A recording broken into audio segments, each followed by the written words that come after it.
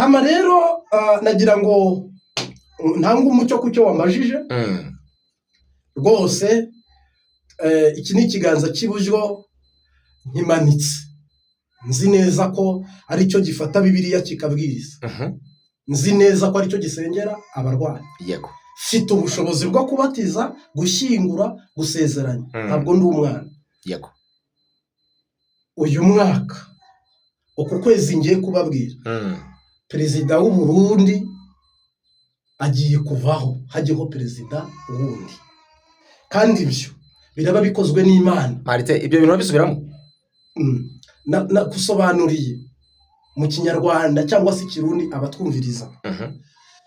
Uku kwezi ngiye gutangaza uyu mwaka, yego, turimo 2026, yego, hagiye kubaho shanjoma cyangwa se ibisikanaho niba warize amategeko y'umuhanda. Umwe arinjira iburyo, undasohokere ibumoso. Shanjoma ya Dawidi na Sawuli iratangira. Kandi ibyo nibinarangira, uru rubuga rw'iyicana Imana itamaye indi misiyo narugurisha, rwahinduka ivuga butumwa ry'ijambo ry'Imana. Ibyo ni Imana ibikoze, nagira umurundi unyikorera cyangwa ngo anemerere. Nta nkobo ufite, nta muntu uzambona mu gitero cy'abigaragambya, cy'abatera kudeta, cy'abatanga amahera cyangwa amafaranga yo gukuraho perezida. Imana yadutumye ikatugirira icyizere, ikaduha passport tukabe international mu ivugabutumwa. Ngiye nkurira indege njyanywe n'ijambo, nkurira imodoka yambukiranya imipaka ari ijambo ry'Imana rinjyanye. Ni message bazana, igitarimo igihuha cyangwa gushyushya cyakongera, kuko sinanakunda burya amagambo menshi. Ubu perezida ukaba umukuyeho ukaba wimitse undi. Nyine Imana ibinyujije muri iki biritirirwa cye, ariko Yesu wabasezeraniye perezida asohoje perezida yasezeranye aciye mu kwa Mariti. Urabona iyi mikoro ndi kunyuzamo amajwi. Aha ni ngiye rero ubundi mikrofone banyujijemo iyo message. Yego, bayakira batayakira, homoka cyangwa cya mukongomani birabashye. No mwiringana baravuga ngo kata kautura. Hano ne message itarara, ne message tudafitiye ubwoba, ne message dutangaje tuzi ko abatera amabuye bari buyatere. Yego, nkuko nawe yatinyutse, uretse ko Sebarundi we yavuze bitari byo. Sebarundi yarahagaze aravuga ngo azafata urubyiruko rwo mu Rwanda n'igihugu cyagihindure teri yo gusenya ubutegetsi bwa Kagame. Ntabwo bizamukundira. Ibyo nakazi ke ntabwo mbizi. Je ntabwo ari icyo ngendeyeho, je sindi umunyepolitike, sinicyo mushubije. Yego, we n'Imana yaretse ajyaho, Uburundi abugeza aho abugejeje. Ni n'Imana igarutse kumukuraho kugira ngo Uburundi bushyikaho Imana yavuze ko bugomba gushyika. yego, Ntabwo Burundi buno buri Kanani, ariko Imana yavuze ko buzagera i Kanani. Ariko Burundi si bwo, ahubwo Abarundi nibo. Burundi hazaba indirimbo imwe y'igihugu, nta migambwe izahaba cyangwa amashyaka. Mu Kinyarwanda aho kubyumva neza, nta mashyaka azaba i Burundi, hazaba ishyaka rimwe ry'umwami Dawidi, kiba igihugu kimwe cy'ururimi rumwe, kigizwe n'ubwoko bumwe, umugabo n'umugore. Niyo message. Ibyo rero sindi uwa mbere ubihanuye, sindi n'uwa nyuma, ahubwo nanjye vuga ngo sindi n'uwa nyuma. Sindi uwa mbere ubihanuye, ariko n'uwa nyuma. Rero ibimenyetso narabirenganye, mbabwiye ngo ikimenyetso mbahaye ntacyo mvuze. Yego, ahubwo uyu munsi ni kuwa mbere w'iminsi 7 kuri kalendariye y'Abaromani, kuri kalendariye y'Abanyayisirayeli ku Badiventiste tugeze kuwa kabiri. Mubarira iminsi ku ntoki, mutibeshya mudashidikanye. Aha nzagaruka kuri kamera, nzoboneka kuri kamera mbabwira ngo ibintu birakunze. Ubu neza uteho kashe. Kandi ikidodo ntubizi se amasezerano yose ko Imana yatanga yakomejwe n'amaraso y'umwami wacu Yesu Kristo. Isi yavaho ijuru ryava, uwizera azayabona. Ukabuteho kashe. Ayo maraso ya Yesu niyo kashe. Ngira ngo twisengere Imana dusoze. Yego, ubundi bisigaye mbere yuko dusenga, ngira ngo hari abantu badukurikiye, haba hano ku ijwi ry'abahanzi, ngira ngo ni n'ubwa mbere tukubonye cyangwa tukwakiriye. Uyu ni umuryango mugari kandi ukunda abakozi b'Imana. Ndagira ngo isaha hanyuma mu kuba bakunda abakozi b'Imana, niyo mpamvu mvuga ngo utaza kubacika udatanze umurongo. Ndabizi ujya usengera abantu muri ya mavuta Imana yagusize, ari we yagutambagije muri biriya bihugu byose ugenda ukora umurimo w'Imana. Haba abadukurikiye bari i Rwanda, bari mahanga, ububasha bwo kubasengera ndabizi urabufite. Ndagira ngo ubanze utange umurongo wa telefone, hanyuma uze kwinjira mu mwanya wo gusenga. Uyu murongo wamaze kuba wawibitseho, hata tutaza gushiduka wagiye, abantu bagasigara bibaza ngo turabona dute Marite atugira inama. Ariko twibutse n'abantu ko no gutera inkunga ibiganiro byacu aba ari ngombwa. Je rero bwana Ijwi ry'Abahanzi TV, yego, ntabwo njya ntanga nimero ya telefone, ariko twe turayisabye nta kibazo, ariko ntayo bari bwumve. Mu buzima ushaka gutanga inkunga ayiguhe, agushyigikire. Urayanze? Sinyanze, ariko je ushaka nimero azishake, natazibona azazibona, azishakire se utazimuhaye kandi uhari. Mwuka Wera cyangwa zirebe kuri channel zishyiraho. Uraziduha. Hari ibintu uzabona abantu bagira, bakunda kuvuga ngo hano ngo tuvura indwara zose, bakagira formule ngo tuvura rubagimpande, diabete, kanseri, kudatera akabariro neza, za ndwara z'abavuzi b'ikinyarwanda cyangwa ikirundi. Hakaba izindi action plan abapasteri bagira ngo kuwa gatandatu igiterane ngo kizasoza ku cyumweru nimugoroba, ngo ibirema, ngo ibipfamatwi, ngo impumyi, ngo bizahumuka. Ntabwo jewe iryo vuga butumwa sindarishobora. Yego. Nta nubwo navuga ngo nibyo ngiye gukora. Umuntu ushaka kuduha inkunga, Ijwi ry'Abahanzi TV habaho nimero ye. Imbabazi TV 3 hariho nimero, nta nubwo nkubwira aho yanditse. Yego, ayishakire. Niba ari umuntu utarize ku buryo atayibona, niyihangana inkunga ye arebe umukene baturanye, amuhe. Niba ibyo nanone bidashoboka, utegereza igihe Yesu azabishakira, wiyiriza ubusa uzambona amaso mu yandi, iryo tururimi ndavyemerewe. Mugabe ibintu by'amanimero ngo mumamagare mbasengere, ngo mumamagare mbahanurire, jewe mpanura Imana imbwiye, ntabwo wo bamamagara ngo guhanurire, ntabwo ari ibyo mbitse, si ibyo nicara hano, si ibyo mpinga munsi y'urugo. Icyakora Bibiliya iravuga ngo muzahabwa imbaraga Mwuka Wera n'ababanuki. Amina. Izo mbaraga ni ziza turi kuvugana, izo mbaraga nizingeraho turi gusenga. Nakwambiye icyo Imana izambwira kizabaho. Kandi Bibiliya ikongera ikavuga ngo icyo Umwuka Wera gutegeka ugikore. Mu nzozi uzazirota nimero zanjye, kuko nanjye harabo njya mpamagara mu nzozi namubwira ngo nimero yawe nayihawe. Yes, twongeye kubaha ikaze kandi abantu bari kumwe natwe. Turabashimiye abantu mwahisemo kujya mubana n'Ijwi ry'Abahanzi ndetse n'Imbabazi TV 3. Nizere ko rero muri mu bwiza Uwiteka atanga. Amen. Ngira ngo murabona ko Marite imbere ameze neza. Nibyo kabisa. Ameze neza nawe ari kumeze neza. Hari uburyo baba ngo uko bukeye nuko bwije ngo tugende tuva mu bwiza tujya mu bunda ku Rwanda rwose. Turi kumwe na pastor kandi.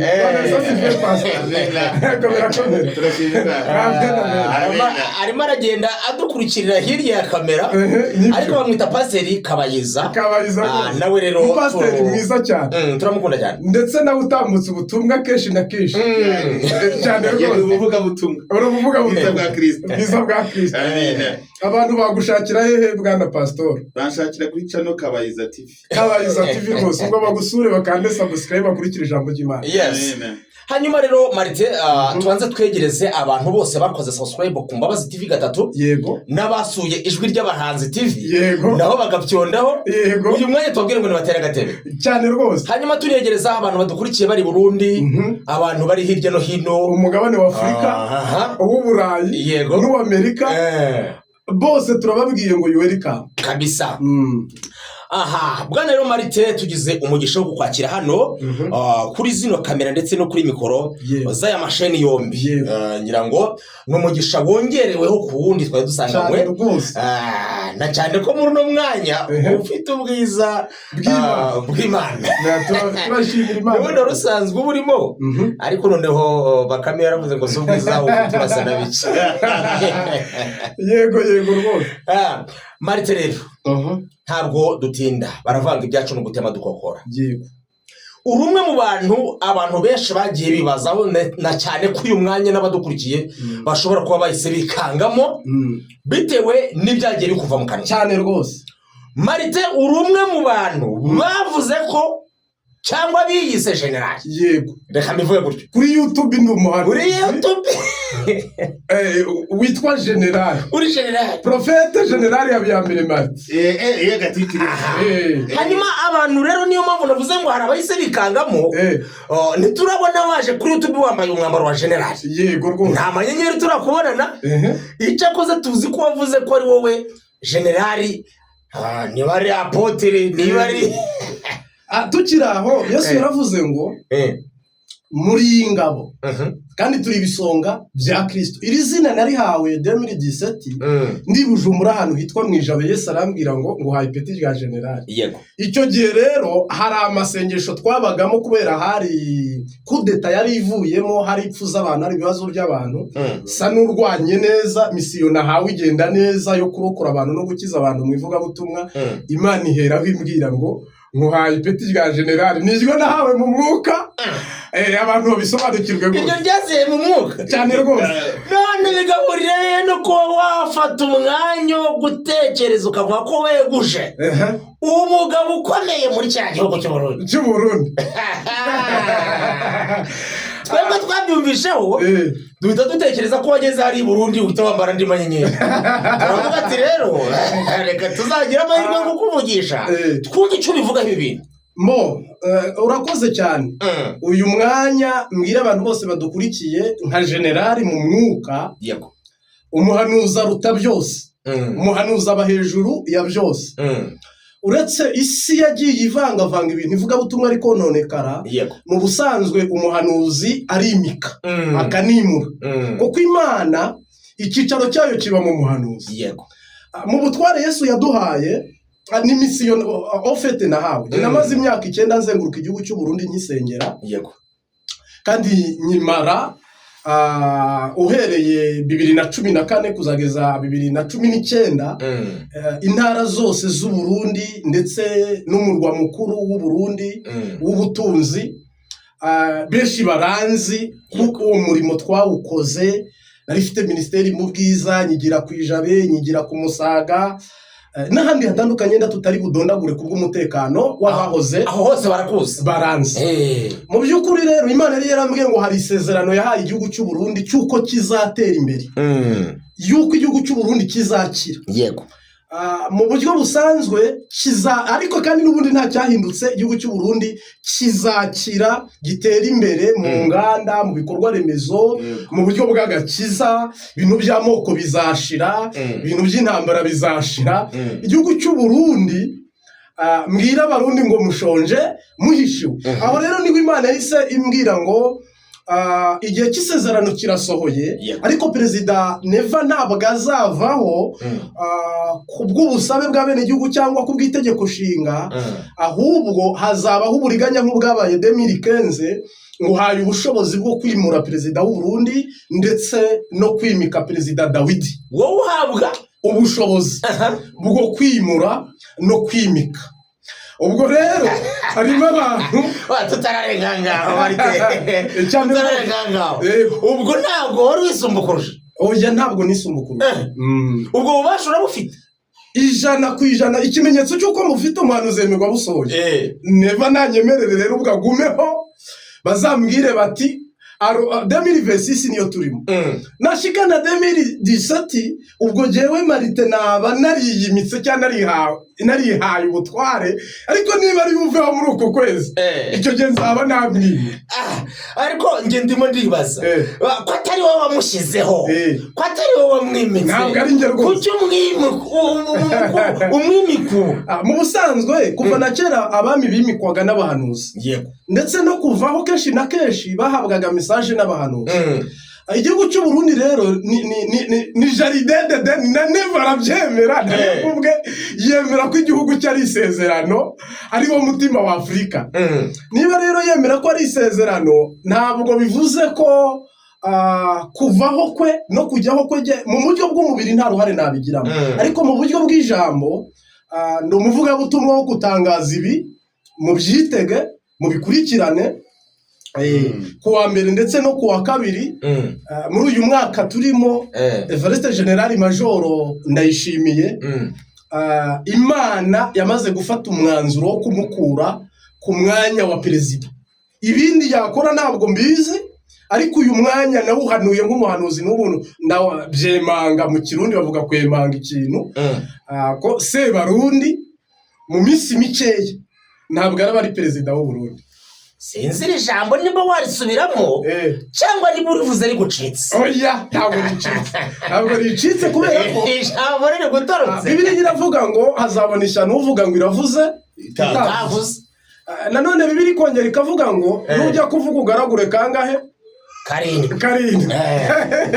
Ni ukuvuga rero harimo n'uwabona ndi guseka akagira ngo ni burage, ariko nta jambo ry'Imana riri burage, nta n'ubwo ubuhanuzi buzamo burage, nta n'ivugabutumwa navuga ngo twavuga ngo ririmo burage, nta n'ubwo nafata uyu mwanya wo kuvuga ngo turimo turatopikinga, turimo turadeba.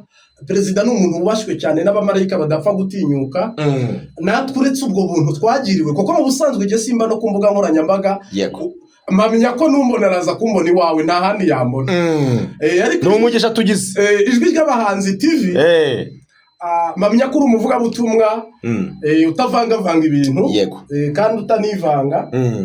Aho rero ntabwo si uko ntahamagarwa, si uko ntanagenda n'ahandi, ariko ntabwo rero ndi umuvugabutumwa wabatijwe mu mazi menshi.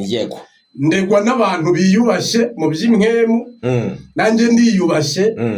Ntabwo i Burundi habayo amadisi ngo turi gucururizayo YouTube, ni nko mu Rwanda, no mu Rwanda nta madisi ahari. Ariko mpumuriza abarundi impunzi ziri hanze, marayika uzicyura ari mu nzira. Mpumurize n'abarundi bari mu gihugu kwakira bene wabo bava hanze. Nanaguhamirize nawe nk'uko n'abandi bagiye babimbaza muri komenti, muri message, inbox, WhatsApp. None Marite, wasanga ari u Rwanda rugutuma, wasanga ari views ushaka, wasanga ari agatwiko, wasanga ushaka kwamamara. Jewe nageze kwa perezida, turasangira, turarya, turanywa. Icyo cyubahiro narakibonye. Mpamya ko mwisi ahantu hambere umuntu wese agera haruta handi ni kwa perezida. Ikindi navuga ni ukugira imodoka, ikindi ni ukugira inzu. Ibyo bintu ntabwo byatuma ndimuza ubugingo bwanjye, kubeshya cyangwa se gushyushya cyangwa se kongera. Oya, ariko nanone mpumuriza umuntu wese, njyewe ni mu buryo bw'umwuka Imana yantumye. Ntabwo ndi kumwe na Red Tabara ngo nzagenda nambaye imbunda kwirukana perezida Neva. Ntabwo ndi kumwe n'aba opposition b'i Burundi. Ni umwe watoranyijwe mu kwimura no mu kwimika mu buryo bw'imwemu. Nta musohoza ijambo ari muri gi. Uwo mumarayika rero Imana irungitse yanyuze muri gi. Niyo mpamvu amakuru mba afite, bampa amakuru nyine ijuru rikambwira riti muri uku kwezi hazakorwa ibi, mu gutaha hazakorwa ibi, mwitegura ibi, hagiye kuba ibi. N'abarundi nkabaha imburi, ibyo bita imburi mu Kinyarwanda ari nko kukuburira. Rero mpamya ko nawe uri umwe wagiye umbaza uti Marite, ubu buhanuzi ko nzi ko Kongo hari intambara wavuga inkuru ubaye ushonje, ko mu Rwanda DPR yacu iri mu bibazo, ushaka gusenga ko wayisengera. Marite ko igihugu cyacu ari Kigali, ko gifite interineti iri 4G, kuki wibanze ku Burundi? Kuki Burundi ubuvugaho rendi mardi mercredi? No kuvuga ngo mu busanzwe Imana yabwiye Aburahamu ngo untegereze nza dutwika igitambo. Aburahamu ararangara. Hano rero nta nubwo ijisho ryanjye ryahumbya kubwira isezerano abarundi bafite, nta nubwo ugutwi kwanjye gushobora kuzibamwo n'iminota 20 kubw'isezerano Imana yatanze. Nta nubwo ari abarundi bambwiye ngo mbasenge. Yewe ndavuye hano ngi Burundi, u Rwanda ari inshuti n'abarundi, nta kibazo. Hayobora Pierre Nkurunziza 2013 2012 umuntu udukurikiye, nta kibazo u Rwanda rwari rufitanye n'u Burundi. Byayangaye kuri kudeta ya 2015. Rero nagiye Burundi mpawe misiyo yo kujya gusengera igihugu cy'u Burundi. Ndakizenguruka muri mission y'Imana, kandi nirinda kwiyandurisha ibyo kurya by'ibwami. Kandi benshi bashatse kundokirita kugira ngo mbe pasiteri bashingire mu buryo bwose, ariko tugumye ibanga, tugumana ibanga ry'Imana. Muvandimwe, ntabwo ari Burundi gusa nagiye, yenda sinibwerekane pasiporo yanjye, nta nubwo yenda ari byo nje kwihaya cyangwa kwirata, ariko ndavuga ko sahizi imyaka ashigaje ntabwo ari yo kurimbura ubugingo bwanjye. Iyo misiyo rero nahaye gusengera igihugu cy'u Burundi nuko hari amasezerano gifite. Hayoboraga Nkurunziza, uyu munsi hayobora Evariste General Major Ndayishimiye. Uyu rero niwe isezerano riguyeho ko agomba kwegura. Ntabwo mvuze biriya yagarutse avuga ngo azatembagaza ubutegetsi bw'i Kigali cyangwa buhirike, ntabwo ari iyo nzigo, sinaryo shyari. Ibyo ni by'abanyepolitiki. Ariko mu ijambo ry'Imana, Imana yarambwiye ngo ndaguhagurukije kandi ndagutumye kandi ndakohereje, genda wimike unimure. Ku ipeti rya generali rero, na niyo mbare wateye kudeta buriya yari generali. Uburundi bugira abagenerali 72, ndetse bamwe barambaza ngo ese ngo uri generali wa kangahe? Jewe ndi Alpha ndi Omega. Urinde? Ndi Alpha ndi Omega. Icyo cy'abagenerali nyine. Ntabwo ndi Alpha w'ijuru ni n'ukuzima, ahubwo mvuze nari nikanze. Oya, banaho ngo Mesiya zirahebeye. Oya, banahure babyumve neza.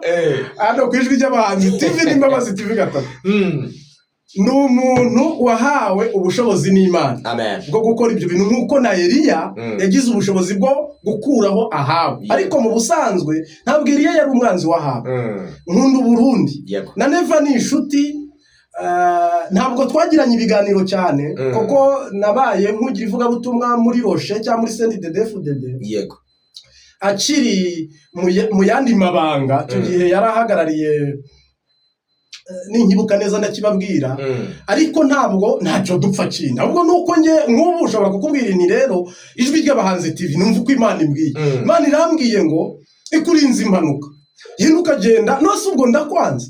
Ubundi twafashe igihe cyo kubwira abantu kwihana, dufata igihe cyo kubwira abantu guca bugufi no kugorora ibintu no gutunganya ibintu birananirana. Buno rero dufite igihe cyo kubwira abantu ngo mwiteguye mute ku isezerano risohoye, mukakira perezida mushya agasimburanwa n'undi. Ibyo rero nubwo ntabihanura, no mu busanzwe ntabwo azasaziraho, si Imana, ntabwo azagumaho, si umusozi, ahubwo icyo bivuze ku muntu w'umunyabwenge. Jewe icyo mpanura n'uyu mwaka turimo uyu 2026 icyo ndi kupreseza nicyo, naho kuvaho azavaho nubwo ntahano. Ahubwo nge icyo mvuga ni iri sezerano turi kubagarira no gushyigikira rizasohora umunyarwanda, akaba nawe byagira umumaro. Nk'ubu impunzi zaje mu Rwanda, babonye ko u Rwanda rwazihaye gaze, ubu barateka neza, bameze neza. Kabiri babaha inka zibaha amata. Ubwo rero umunyarwanda n'umurundi ni impanga, nk'uko nyakubahwa Excellence perezida wacu Paul Kagame yabivuze. Hata abarundi twari impanga, sinzi ukuntu baje kubastinga batabigira kuri Kongo.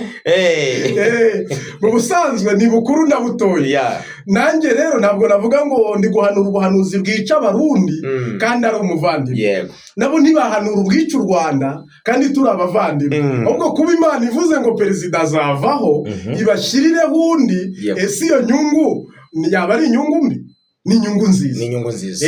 Ugize amahirwe abona Imana ikakubwira ngo nzakubyarira, ese ubwo uwo mwana ntakwiye gutambirwa igitambo? Cyaba ari igitangaza. Ni ukuvuga rero abarundi harimo ababisobanukirwa n'ababitahura. n'abandi batabyumva yego bahita bavuga bati buriya Prophète General Martin ari gushakisha amaramuko cyangwa amirirwe, ariko mu buryo bumwe cyangwa ubundi Prophète General Martin ndi umugabo, ntabwo ndi sugabo, yego kandi ndi umugabo wo guhamya ibya Kristo, ndi mu mazi, ndi mu giti, ndi mu ibuye, mpagaze no muri perezidanse, mpagaze no mu isoko. Yesu yaravuze ngo uzatinya kumpamya imbere y'abana b'abantu, nanjye imbere ya data nzamwihakana. Uyu munsi wa none rero mpumurije abantu, ndababwiye ngo mu Burundi iriya ni shitani yanagerageje igihugu cy'u Burundi, ariko ikoresheje ishyaka riri ku butegetsi. Nawe wibaza igihugu kitagira mazutu cyangwa esase cyangwa peteroli muri Afurika. Kongo iri kurwanira ibyo bitoro bihaboneke, igihugu kitagira intambara bibura. Question mark. Ariko se igihugu cy'u Burundi nta madovize kigira, ibyo twita amadolari. Ibaze kujya kugura imodoka ukajyana amanyarwanda buri. Urumva mu busanzwe ubwo buhanuzi duhanura ni ububakura mu bibazo shitani yabashizemo, ariko shitani anyura mu bantu. Ubutumwa tuvuga ni uburokora igihugu cy'u Burundi kikagira iterambere ryiza, kuko gifite iryo sezera. Ntabwo u Burundi ababuhanuriye neza bahereye za 70 mu mwaka wa 70 dusubira inyuma mu mitagihe, kuko abahinza igihe n'inzage n'imitagihe. Mu gihe cyashize ubuhanuzi bw'u Burundi butangira muri 70, nari ntaravuka, yego bari bataratwita inda yanjye. Abo babihanuye bamwe bapfuye batabibonye. General Martin rero jewe ibyo ndi guhanura murabijya mu kanya, murabibona mu kanya. Ntabwo ari ibintu vuga ngo nimutegereze ngo nza no, ntabwo no mu buzima bwanjye nawe ninguhanurira n'undi nahanurira, nza ntihahira abana, nzakugirira neza, nzayituranye na hero. Tegereza ituranye na hero. Iyo umuntu agoye ngo tegereza, ushyiramo nuko bishoboka ko bitanaza, ariko igihe ni igihe. Mu mwuka niba byera birera, binirabura birirabura.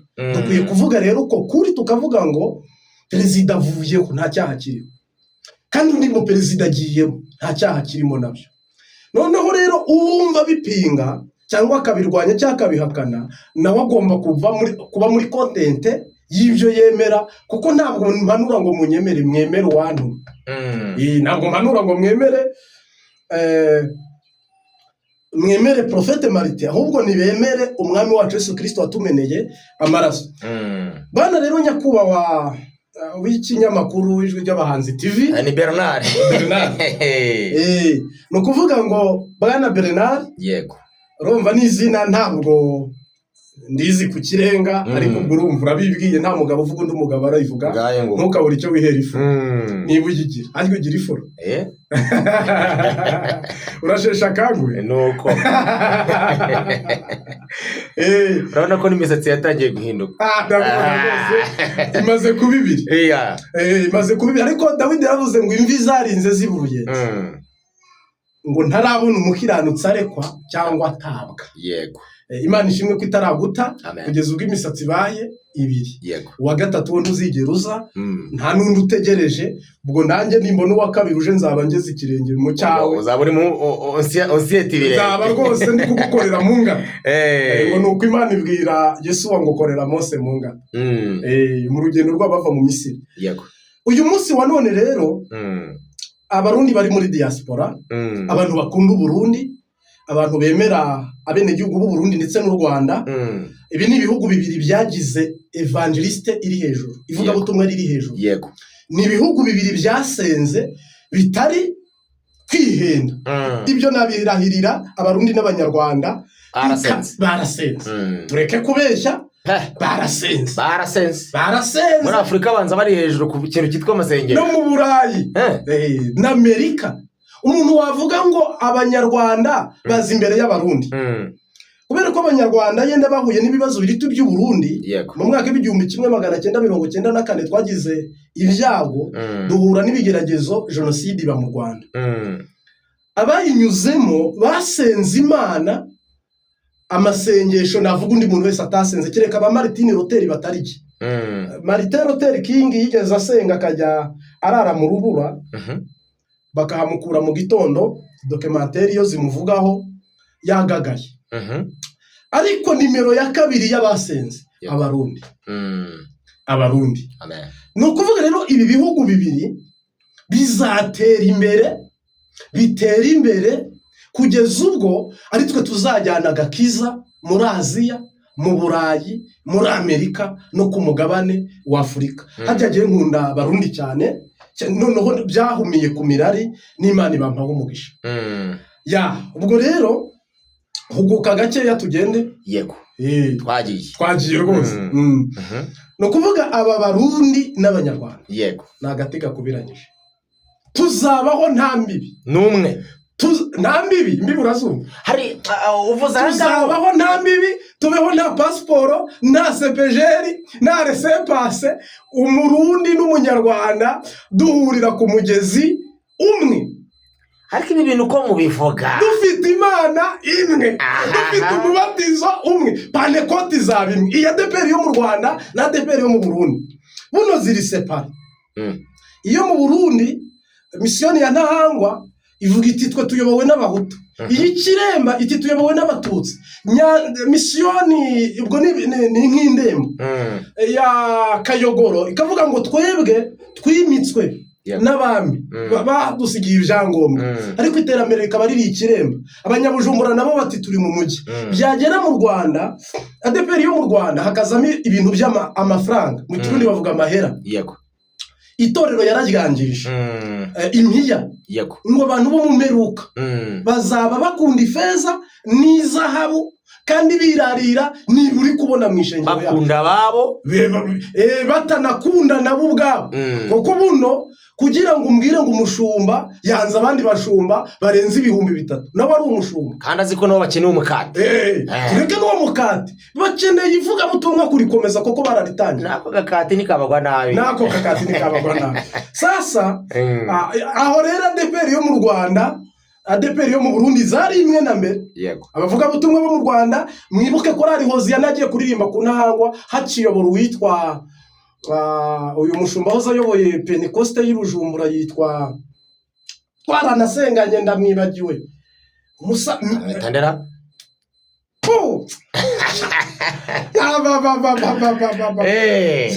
Twarana yagagane yarapfuye. Umusaza mwiza cyane yarapfuye. Nkunda rwose, nkunda ariko nta kundi nimwibuka nawe ndamuvuga, ariko ubwo nuko Imana ntiyemeye ko mvyibuka. Yego. Ariko nanamuvuzeho n'ubuhanuzi namuhanuriye, nubwo yampanuriye namuvuze abankurikiye barabizi. Nukuvuga rero iya ADEPR yari imwe mbere. Ivuga butumwa rikirimo neza. Yego. Buno yaratandukanye. Wari uzi ko ugiye kongera ikabimwe ADEPR iya henahe iyi Burundi niyo mu Rwanda, ega no muri Kongo habayindi na Tanzania harindi. Ntabwo ADEPR abamisiyoni baraje baza muri Kongo, bava muri Kongo baza mu Rwanda, abanyarwanda barabanga bagiye Burundi burabemera bahita bagaruka mu Rwanda.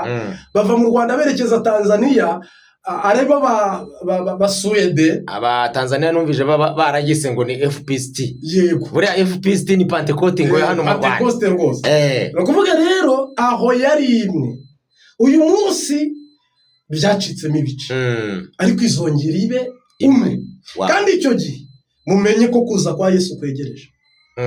Niba rero agakiza karagize izo mbaraga mu bihugu byacu, n'umwuka w'Imana ufite pact kubahayobora kubahatwara. Mbwira umuntu waba uzi umuyobozi utaravuganye n'Imana hano, nta numwe. Ariko njyari ikintu mbwira umuyobozi w'Umurundi na Neva bara bose uzarebe Neva abungana Bibiliya aha bari hose.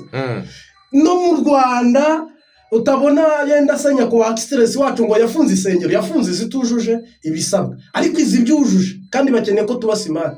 Ntabwo bakubaka amashuri ngo bubake ibitaro, ibindi andi mazu yose abe meza, hama Imana ibari yiba habi harangaye abashumba ke Kagame ntabwo banza mushyiraho. No kuvuga rero ibyo bivuze iki? Bivuze ivuga butumwa ryacu ko bavuga butumwa barangaye. Yego. Bararangaye kuko niba uzanarebe niba haba inama y'imishyikirano dufite abahagarariye amadini mu Rwanda ikarangira batavuze, ukabona mu Burundi Pentecoste y'u Burundi ntabwo yemeraga kanta urayizi?